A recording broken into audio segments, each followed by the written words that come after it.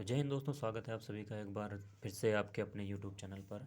दोस्तों आज के वीडियो में मैं आपको क्लास 10th मैथ्स का चैप्टर नंबर जो फर्स्ट है संख्या पद्धति, उसमें एक ही बहुत ही ज़्यादा इंपॉर्टेंट टॉपिक है जो हर बार बोर्ड के एग्ज़ाम में पूछा जाता है 2 या 4 नंबर में, कि सिद्ध कीजिए कि रूट 3 एक अपरिमेय संख्या है। यहाँ पे आपको रूट 3 की जगह रूट 5 भी हो सकता है, रूट 7 भी हो सकता है, रूट 11 भी हो सकता है, लेकिन सभी की जो सभी को हल करने की जो तरीका है वो सभी का सेम है।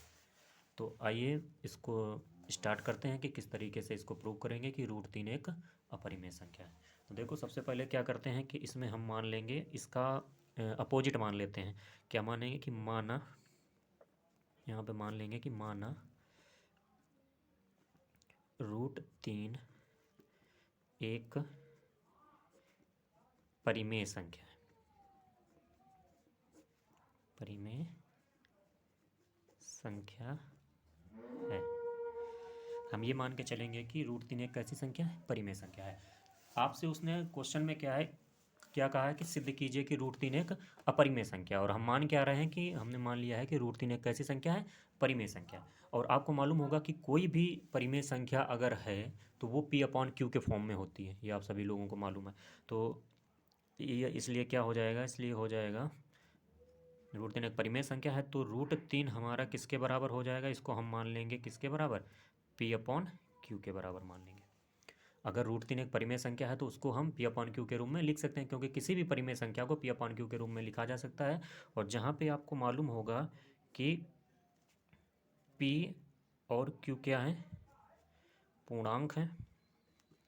P और Q क्या है, पूर्णांक है, तथा P और Q सहअभाज्य भी हैं। क्या है, सहअभाज्य संख्याएं हैं।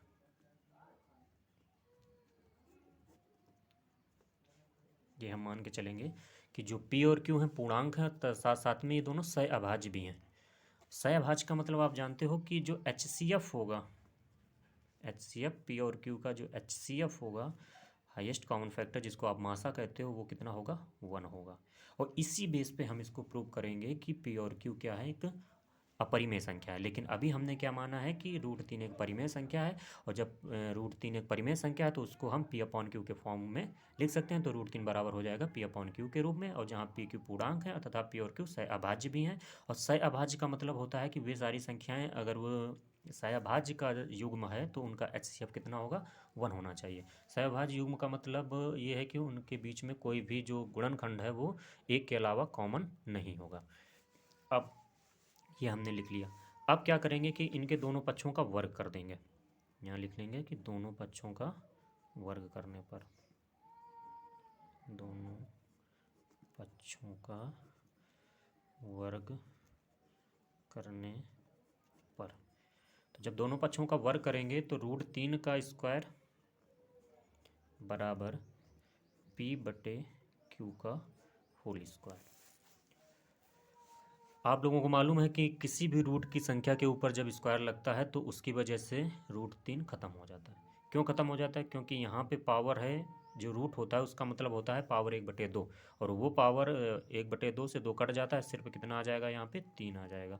और यहाँ हो जाएगा P/Q स्क्वायर। बताइए समझ में। इतना करने के बाद में फिर क्या करेंगे, क्रॉस मल्टीप्लाई। क्रॉस मल्टीप्लाई में ये क्या हो जाएगा, ये हो जाएगा 3Q square equal to P square. इतना हो जाएगा।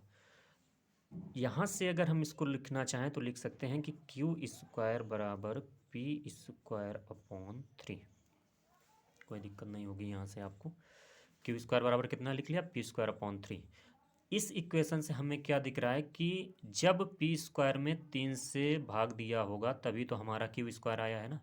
तो यहाँ से ये क्लियर हो गया कि जो 3 है वो P स्क्वायर का एक क्या है, गुणनखंड है। तो यहाँ पे लिखेंगे कि P स्क्वायर, यहाँ लिखेंगे 3 P स्क्वायर का एक क्या है, गुणनखंड है।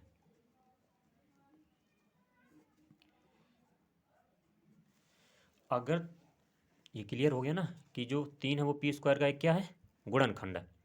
अगर ये पी स्क्वायर का एक गुणनखंड है तो ये पी का भी एक गुणनखंड होगा, अतः 3 पी का भी एक गुणनखंड होगा। ये बात क्लियर है ना। अगर 3 पी स्क्वायर को डिवाइड कर रहा है तो ये पी को भी डिवाइड करेगा। ये बात क्लियर है। तो इतना यहाँ हो गया कि 3 पी स्क्वायर का गुणनखंड है, अतः 3 पी का भी ये क्या होगा, गुणनखंड होगा। अब अगर कोई संख्या किसी का गुणनखंड है तो होता क्या है कि अगर कोई संख्या किसी का गुणनखंड है, जैसे अगर हम आपको यहाँ पे एक छोटी सी बात समझा दें कि अगर हम आपसे बोल दें कि ये है आपका 8, 8 का एक गुणनखंड कितना है, 2। क्लियर है। तो 2 से अगर 8 पे हमें पहुँचना है तो 2 में हमें किसी संख्या का क्या करना पड़ेगा, गुणा करना पड़ेगा, और वो संख्या कितनी होगी, 4। तो इसी तरीके से अगर यहाँ पे आपने देखा है क्या कि जो p है, जो 3 है, वो p का क्या है, एक गुणनखंड है। तो अगर हमें p पे पहुंचना है तो 3 में हमें किसी संख्या से क्या करना पड़ेगा, मल्टीप्लाई करना पड़ेगा। तो यही हम यहाँ पे करेंगे। अगर 3p का गुणनखंड है, अतः 3p का क्या है, गुणनखंड है, तो यहाँ पे क्या हो जाएगा, यहाँ लिखेंगे अतः p बराबर हम कितना लेना पड़ेगा, 3r। क्या ले लेंगे, 3r, जहाँ r एक पूर्णांक, r एक क्या है, पूर्णांक। इतनी बात आपको क्लियर समझ में आ गई होगी कि r एक क्या है, यहाँ पे r एक पूर्णांक है। अब देखो क्या करेंगे। अब हम यहाँ पे फिर से दोनों पक्षों का क्या करेंगे, यहाँ पे वर्ग कर देंगे। क्या करेंगे, दोनों पक्षों का वर्ग करने पर, तो जब दोनों पक्षों का फिर से वर्ग करेंगे ये हो जाएगा पी स्क्वायर बराबर, इधर जब वर्ग करेंगे हो जाएगा 9r स्क्वायर हो जाएगा। और ऊपर जो दो ये इक्वेशन है इसको हम डाल देंगे इक्वेशन नंबर फर्स्ट, और यहाँ लिख देंगे समीकरण फर्स्ट से पी स्क्वायर का मान रखने पर,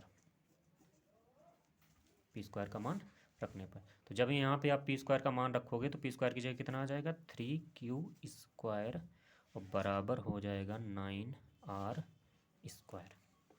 ये बात यहाँ तक क्लियर है ना सभी को, यहाँ तक कोई दिक्कत नहीं होगी। तो यहाँ से अगर हम अब एक चीज़ निकालना चाहें कि 3 का इधर हम डिवाइड कर दें तो, और इस 9 को इधर ले आओ, तो इस 9 को इधर लेके आएंगे तो हो जाएगा 3q स्क्वायर बटे 9 बराबर कितना हो जाएगा, r स्क्वायर। बात क्लियर है।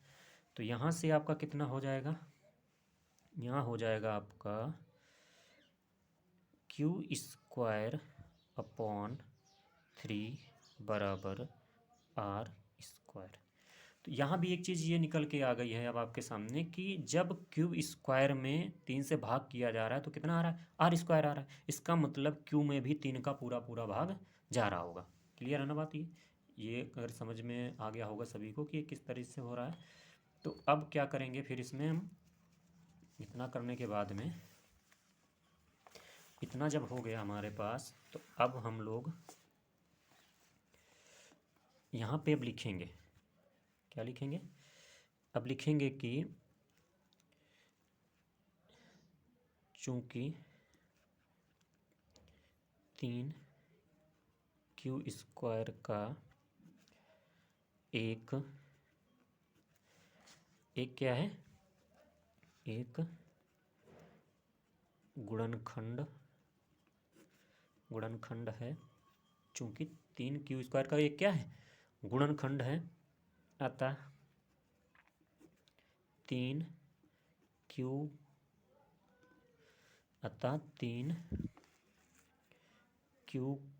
का भी एक गुणनखंड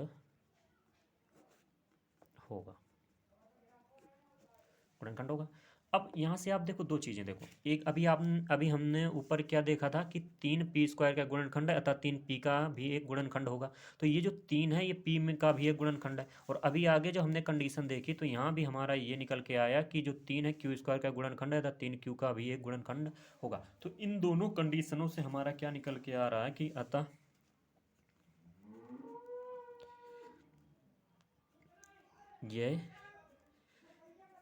यह सिद्ध होता है कि 3p और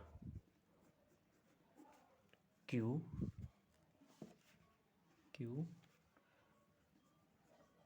दोनों का उभयनिष्ठ गुणनखंड है। ये बात तो क्लियर हो गई दोनों कंडीशनों से कि जब 3p² का भी गुणनखंड है, यहाँ देखो आप क्या लिखा है कि 3p² का गुणनखंड था, 3p का भी एक गुणनखंड है। और यहाँ कंडीशन से भी देखो निकल के आया कि 3q² का गुणनखंड है, था 3q का भी एक क्या है गुणनखंड है। तो ये यहाँ से क्लियर हो गया कि अतः यह सिद्ध होता है कि 3p और q दोनों का एक उभयनिष्ठ गुणनखंड है। जबकि जो अभी हमने कंडीशन स्टार्टिंग में देखी थी वहाँ पे क्या देखा था कि परिमेय संख्या होने के लिए p और q दोनों कैसी होनी चाहिए, सहअभाज्य संख्या होनी चाहिए। मतलब दोनों का जो HCF है, दोनों का मासा है वो कितना होना चाहिए, 1 होना चाहिए। और यहाँ पे दोनों का मासा कितना हो रहा है, दोनों का मासा 3 हो रहा है। कितना मासा हो रहा है, दोनों का 3 हो रहा है। क्योंकि मैक्सिमम जो HCF होता है, मासा होता है, वो हाईएस्ट कॉमन फैक्टर होता है, जो सबसे बड़ी संख्या कॉमन होती है। तो यहाँ पे तो मासा 3 हो रहा है। तो इसका मतलब ये क्लियर हो गया कि जब ये दोनों का उभयनिष्ठ गुणनखंड 3 है तो p और q सहअभाज्य संख्याएं नहीं है। तो जब p और q सहअभाज्य संख्याएं नहीं है तो ये दोनों परिमेय संख्याएं भी नहीं होंगी। और परिमेय संख्या नहीं है, और परिमेय संख्या कभी भी अपरिमेय के बराबर नहीं होता है। तो बस अब यही नीचे हम लोग लिख देंगे। अतः ये सिद्ध होता है कि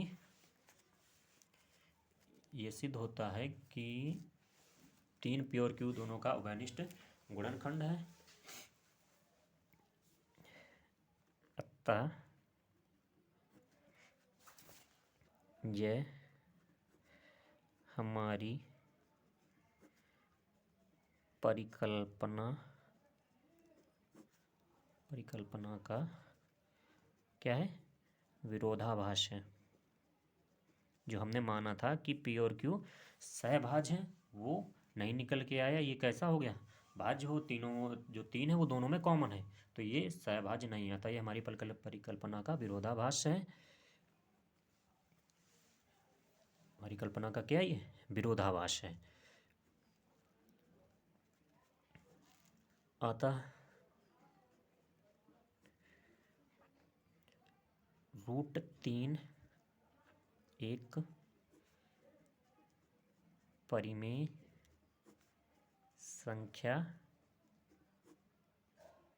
नहीं है, परिमेय संख्या नहीं है।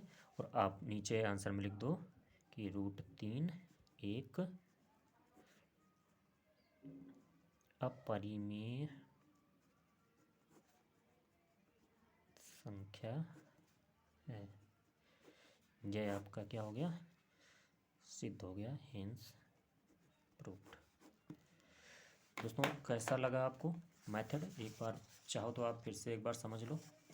सवाल ये आपको बोर्ड के में आपको पक्का देखने को मिलेगा, 2 या 4 नंबर में आपको पक्का ये सवाल आपको मिलेगा। बिल्कुल सिंपल है। इसी तरीके से √3, √5, √7 भी आप निकाल सकते हैं। इसमें करना क्या होता है कि आप सबसे पहले मान लेते हैं कि जो भी आपसे कहा जाए प्रूव करने के लिए उसको आप उसका उल्टा मान लें। आपसे कहा जा रहा है कि √3 एक अपरिमेय संख्या, आप क्या मान लो कि √3 क्या है, परिमेय संख्या है। अगर ये परिमेय संख्या है तो ये p/q के बराबर होगी, क्योंकि जो परिमेय संख्या होती है उसका फॉर्मेट p/q का होता है, जहाँ p और q दोनों कैसे होते हैं, सहभाज्य संख्या। सहभाज्य संख्या का मतलब होता है कि जिनका मासा कितना होना चाहिए, दोनों का 1 होना चाहिए। उस हिसाब से इसको हमने मान लिया।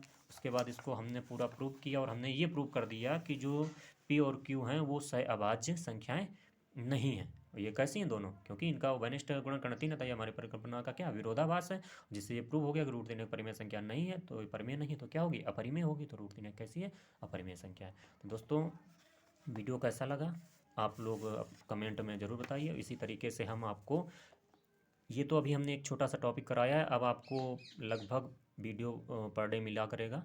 और इसके बाद में हम अनसॉल्व भी आपका सॉल्व करवाएंगे क्लास 10th का मैथ का, क्योंकि आपके 16 फरवरी से एग्ज़ाम कंडक्ट होने हैं। तो आपको वीडियो कैसा लगा प्लीज़ ज़रूर बताइए, और इस वीडियो को 2 से 3 बार देखिए तो आपको और अच्छे से समझ में आएगा। थैंक यू दोस्तों।